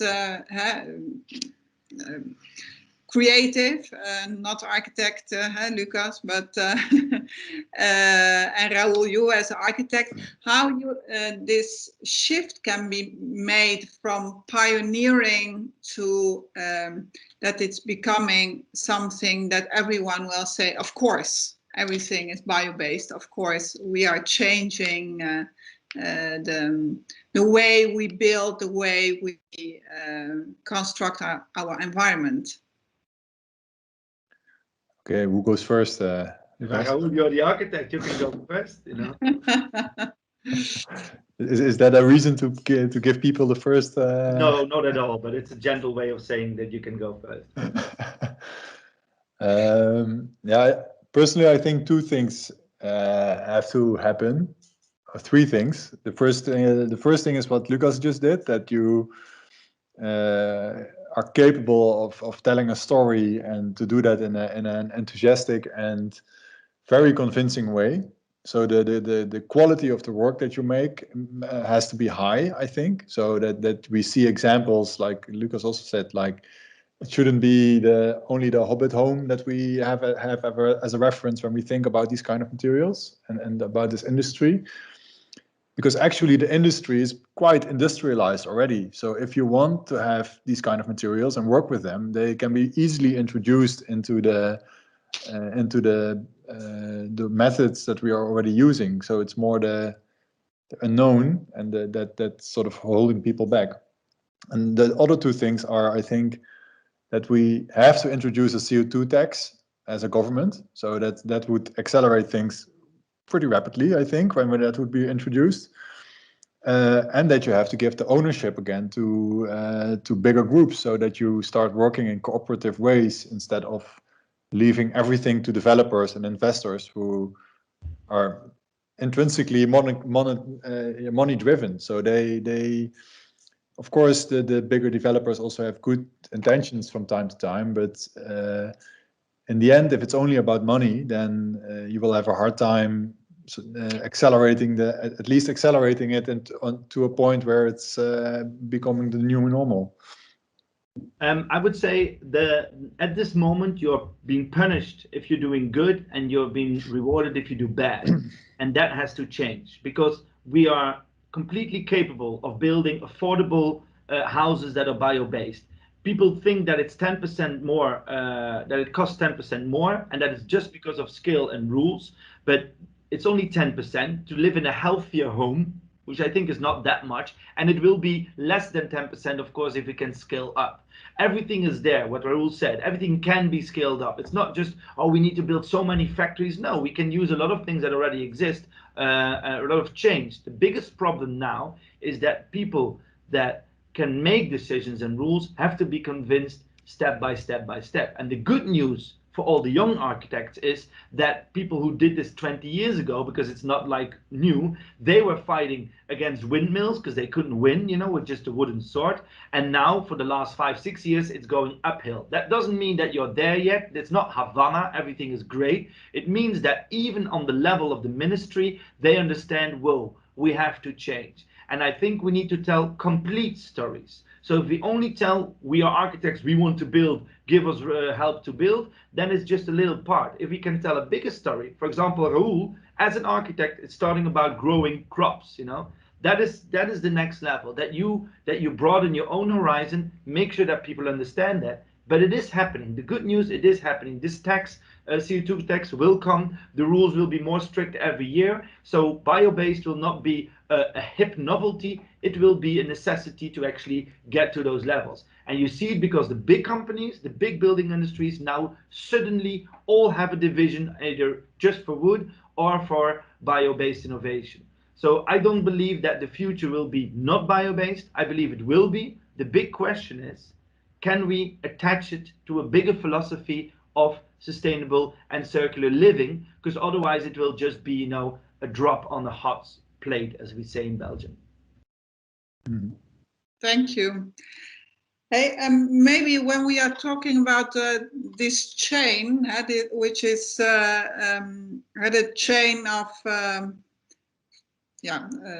from farmer to how you grow crops, etc., etc. We had a few weeks ago Jan Jongert here in from Superuse as one of the speakers, and he was emphasizing also very much about labor, taxing labor, and that if you want to really build circular, that you have to start taxing labor less and taxing bad materials or materials, virtual materials more. So that could also become a complete game changer. Yeah, but so it begins, Juliette, so it begins with what is valuable. What do you give value and what not? How strange is it now that you get the most money by using the worst products, building the least interesting, healthy homes? So here is a not healthy home, give me more money. Here is a healthy home, I don't want to pay for it. It's very, very fucked up, you know, sorry for the word up.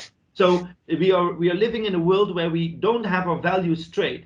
And as a creative, I see that when you talk with different kinds of organizations, different worlds about this, then suddenly a new bridge goes open. You know, when you just talk about what they know, they always have their restriction, like no, but it's too difficult, or yes, I want to use hemp, but there's not enough, and it's not professionalized, and then you're scattered off. As a little young architect, you can go back to your studio and create hip new projects. But the moment you're not fighting for just something hip, the moment you fight for something valuable, then it becomes interesting. And that change is going to come the next few years, and we can all contribute to that.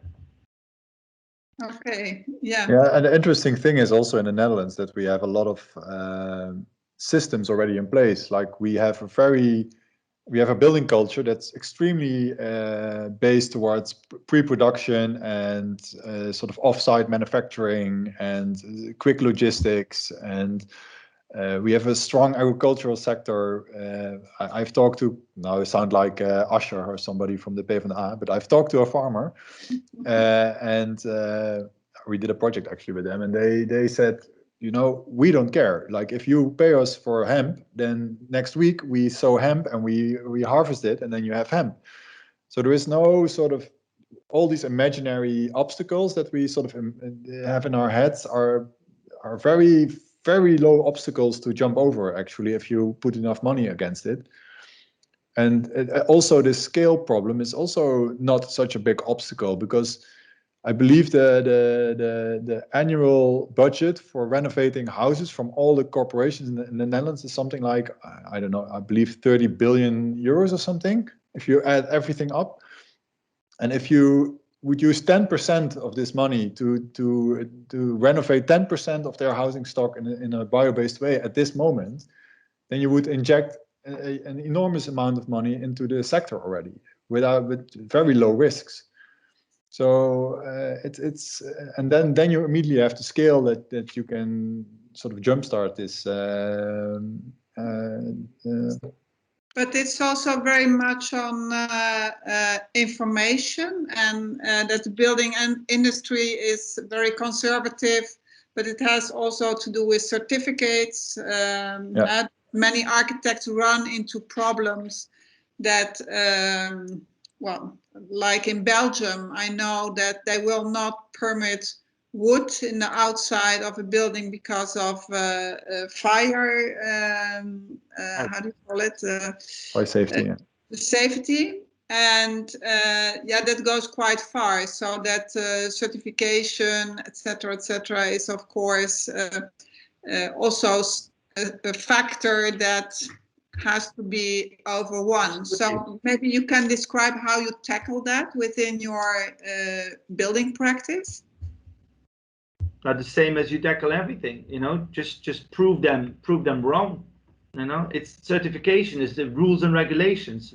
We have rules and regulations are the most biggest problem now for the bio-based industry. Not all, Raoul is That's right. true. All the things that people say at first are redundant. You know, you can just, we have already the numbers. I know that Marco Vermeulen has a whole sheet of all the facts and figures, how to prove and so on. A lot of the products do have certificates, by the way, but we have to gain more certificates. And when do we get them? When we decide that it's important. So it always comes back to is important. I think, by the way, that the necessity for the farming world will push way more the building world, because the farming world has a big problem with CO2. They have a big problem with cattle. You know, they can't use it anymore because we can just take a few cells and make our own meat. You know, like real meat, not the vegetarian butcher meat, real meat. In Singapore at the moment, kip nuggets made out of cells from meat are the same price as kip nuggets from the McDonald's. So we are at that level that it's the same price. So the whole cattle industry, which is 80% of farming in Holland, which is for food for the cattle or land for the cattle or cattle, right? If we reduce it by half, the farming industry needs a way to survive and to live. And the farming industry delivering the bricks for the building industry, which is revolutionizing and which is actually a profitable case, will push that the building industry has to change. And the policy makers will change because they already know they have to. They're just figuring out how can we do this and so on and so on. The bad news is, of course, that the big companies will take all the space again, because all the big ones that are so slow suddenly going to be the ones that are going to change as well. So I'm fighting for the small studios because they are the innovators. They work with people. They are not just in it for the money. And that's why I think unite, combine, and fight for it. And make sure that Holland is one of the runner-ups, because we are still at bio-based building. We are one of the countries that is going very, very good and very far. So we can take it all over the world. Okay, so you are also proclaiming that a combination between farming and architecture in the build industry is the future. Absolutely. Yeah, that's absolutely the future. Yeah. I believe the same thing. Yeah. Can I maybe ask if there is questions from the audience? I cannot see directly. I can see them. So I see a question for Lucas. Do you sometimes also do sustainable projects with technology? In an increasingly technological world, how do these approaches of bio-based design and increased influence of technology work together? Wow, very good question. The answer is yes. Actually, we're doing way more with technology. I believe technology is a medium, you know, to get to your where you want to go. So yes, a lot of the projects actually we are working with are technology driven. For example, when you want to go to more modular printing houses is very important, or that you, like if you work with cross laminated timber, you can cut out with laser very easily everything you want. But also in our other projects, we definitely work with technology in a good and bad way. I can also see the question. There was a question for you, namelijk Raoul. So that we really chose a question. Jeroen, he said, I work for 2 years now, but most of our clients rather have a bigger home, spend more money on sustainable materials. So bigger home instead of the materials. My first CLT project is converted into traditional construction because of cost. That's too bad, Jeroen. I understand your frustration. So, question to Raoul. Do the buildings you design, Raoul, cost more than traditional buildings? And how do you persuade your client into using those sustainable building materials? It's a question we get quite often, of course. And yeah, first of all, it helps if you are known for what you're doing. Like it's a bit what I think goes through both the lectures. Like if people ask us to build a house, they don't expect a steel house with perfoam cladding or something like this. So they know what they're getting into. Secondly, I always find it very weird if people ask me, does it cost more? Because we have a fixed budget to just build something else for the same amount of money.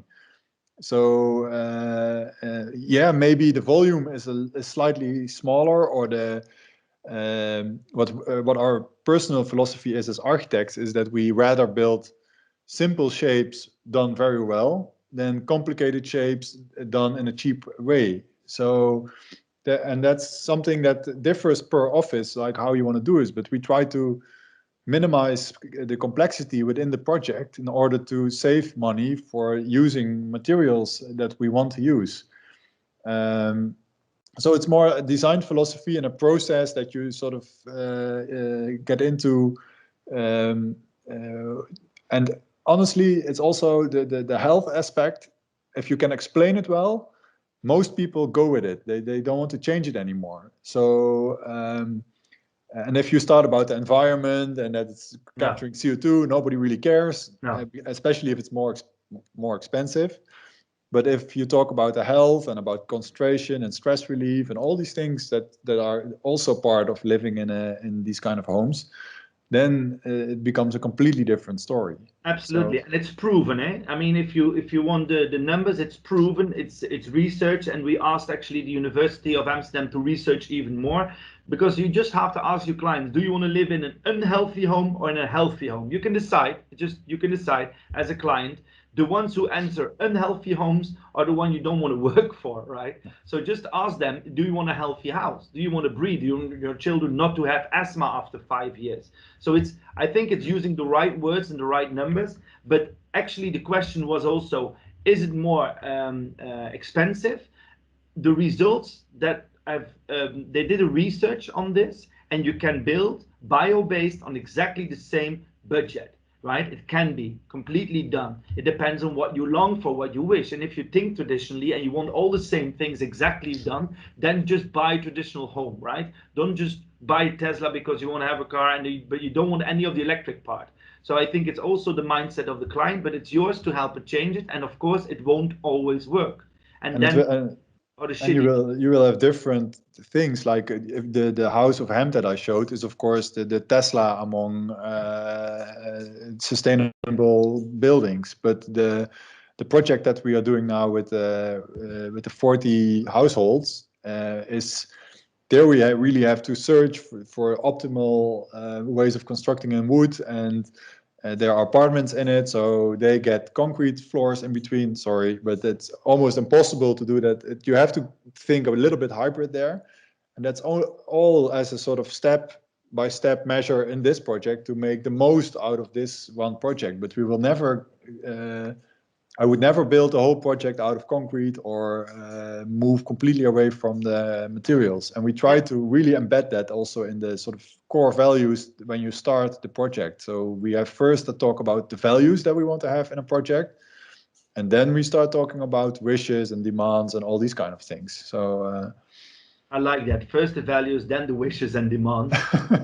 And also if by renovation, because now we talk about new houses, but most architects are dealing with renovations. If you would just use as an insulation bio-based materials, which is super affordable and good, we would already have we would already make so many steps in healthier environment, healthier homes. Okay, questions. Tahir, I heard that you have... Can I ask maybe something? Can the person who asked the question maybe turn a camera on in order to have a bit more view in our audience? Because I'm looking now completely into this row of AD, FB, SV, RJ, JB, JK, JB. I think JB is very popular. It's also my initials. Yeah, but can the person who asked this question turn on the camera? Yay, Tahir. Yeah. Hi, Tahir. Yes, super enthusiastic. Okay, you talked about a wooden traffic bridge, like a big scale project, right? It happens to be that I'm also the host of a show called Bridge Campus, which is every month they talk about building sustainable bridges. It's for the Floriade. And yes, actually the biggest infra companies in Holland, which are, for example, the Van Gelder Group and Duravermeer and so on, they are now very much looking into sustainable bridges. The first bio-based bridge is going to be built, like a huge one. And it's the same idea that they try to produce, for example, the materials that they use close to the bridge so that you don't make too much traffic. It's the idea that you use the MCI, so the Milieu Cost Index, so that they see, and the LCA, they are calculating everything. They are making sure that they have a data system online for all elements that they use, that the moment they have to take the bridge apart, that they know what is where, how long can it still live. So it's amazing how far, and that is Rijkswaterstaat, which is like the biggest from the government contractor, right? The government contracts bridges and so on. They have decided that they want to go towards sustainable the next 10 years. So they really are pushing with the big industries. And the great thing is they're not saying figure it out. They have changed their leadership style. Instead of I assign you, you have to give me the best price, towards let's try to find together the best solution. So the values that Raoul talked about, they changed the values. So it's not only about the cheapest, it's now those who can match the idea and the philosophy. Then they get a budget to figure out the new way of thinking, and then they decide together on which is a good budget for this project. So that's why I love that they are trying to think of a new way to do bridges. And the other thing is that in Holland, 80% of bridges are built after the Second World War, and they have to be renewed in the next 10 to 30 years. So they have to have plans for all these bridges, and they try to make it as sustainable as possible. So I think in infrastructure, we are maybe ahead when it comes to sustainable. I hope that somehow answers your question. I sit here thinking, what the fuck? Okay, yeah. Dan, Bart Harkus voor Raoul. Bart, waar ben je? Bart, where are you? There is Bart. Why can't I see the questions? You can press on the small text balloon on the top next to the 3 dots. Yeah, I did, but I don't. Maybe I'm excluded from your chat. Maybe it's your private chat. And I think what is very important, what Raoul just did in the chat, is to say to Jeroen, you can contact us. We will share research. We will share information. I think this is very, very important. As a young architect, you don't have to know everything by yourself. You don't have to do everything alone. The moment you have a project, you can reach out and ask the people, hey, give me some tips or help me, because otherwise we are all discovering the same mistakes over and over and over again. So Raoul, very, very cool that you immediately reach out to your fellow architect. No, that's the only way how you get there. A question for you from Bart. Bart, can you just ask your question, or is he not allowed to talk because it didn't this kind of show? He's locked. I think we muted everybody. God. So if the person who wants to ask a question puts up their hand in Teams, I can unmute them. So Bart, you have to put up your hand like this, and then. But with emoticons, so yes. Yes. Now you can unmute and talk. All right. Now it works, right? Can all hear me? I had a quick question for Raoul. First of all, thank you for your presentation. But you talked about the industrialization and the prefabrication of wood and keeping the old knowledge alive. Like you said, how would you, as an architect, be sure that if the projects get repetitive, so and more commercial, maybe, how would you still preserve the authentic and craftsmanship feeling of wood? Yeah, well, the nice thing is it's sort of embedded in the product itself, so I don't really need to work that hard for it. So it's like if you build a large CLT complex, then there is a lot of knowledge within the CLT companies, how all these joints are made, how you can construct things. And the one thing that's important as an architect is that you understand all the, it's really stupid, but I was never really good at building physics, but now a large part of my working life is sort of around building physics, because you're always figuring out how can we remove layers from the wood, you know, how can we keep things inside, and then you have to really understand how these things work actually when it comes to sound and when it comes to fireproofing, etc., etc. So and that's the main, so it's more a responsibility for me that I understand what the capabilities of the material are, so that I give room to the craftsmanship that's actually behind the products anyways, so that won't be removed. I hope that answers it a little bit. Yeah, I get it. Yeah, thank you. But yeah, and it's of course like the wood frame that we made in the villa is something you will not do if you have to build that's not visible like in the actually it is, but in the 40 houses that we do in Eindhoven, you don't have this intricate wood frame anymore because that's indeed too complex and expensive for a project like this. But there we keep the CLT elements in view as much as possible, and we also have a similar structure that sort of is a structural element as in the floor plan. So we use the same method of thinking to do a similar thing. Right. Well, thank you.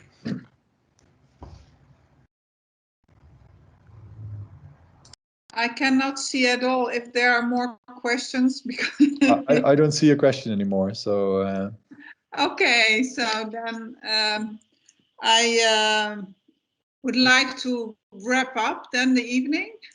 I would like to thank you very much for your inspiring view on the profession.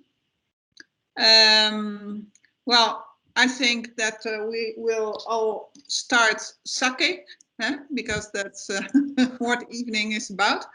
And well, thank you so much and have a wonderful night, and hope to see you soon in the next occasion.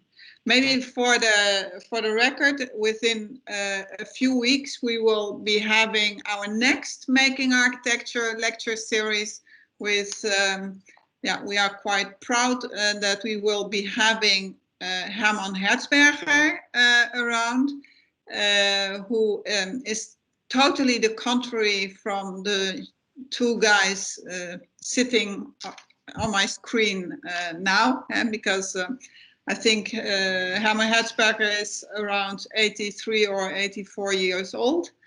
Well, so please attend. Then also we will be happy to have you around again.